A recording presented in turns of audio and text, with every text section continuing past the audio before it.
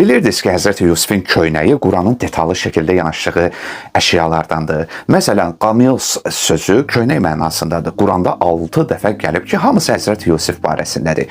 İndi niyə Allah bir köynəyə müqəddəs kitabda bu qədər önəm verir? Bu məsələ bizi aşır. Köynək haqqında ayələr 3 hekayəyə işarə edir. 1. Qanlı köynək. Burada Həzrəti Yusifin uşaq yaşlarında baş verən qanlı köynək hadisəsinə işarə olunur.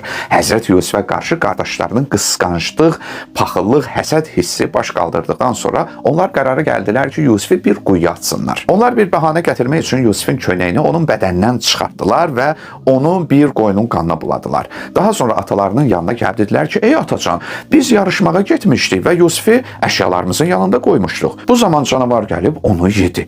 2. Cırılmış köynək. Bu hadisədə Yusiflə Züleyxa arasında baş verən hadisəyə Yusifin köynəyinin Züleyxa tərəfindən cırılmasına işarə edilib. Züleyxa Həzrəti Yusifin gözəl simasına aşiq olmuşdu. O Yusifdən yaxınlıq istədi. Lakin Yusif Rəbbinin bürhanını gördü və qapıya doğru qaçdı.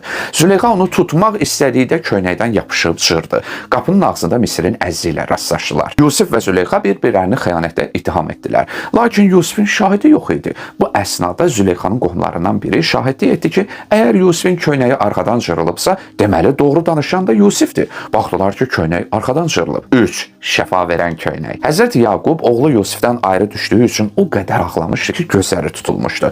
Əhvalatın sonlarında Yusif Peyğəmbər qardaşlarına köynəyini verir ki, bu köynəyimi aparın və atamın üzünə atın ki, görən olsun.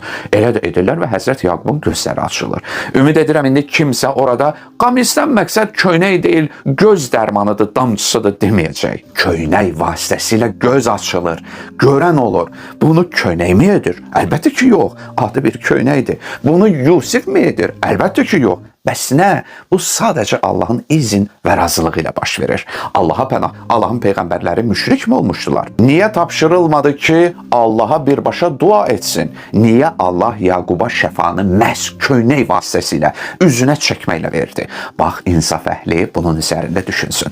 Maraqlı detallardan digəri də budur ki, birinci hekayədə köynəyin cırılmaması qardaşların cinayətini üzə çıxartdı.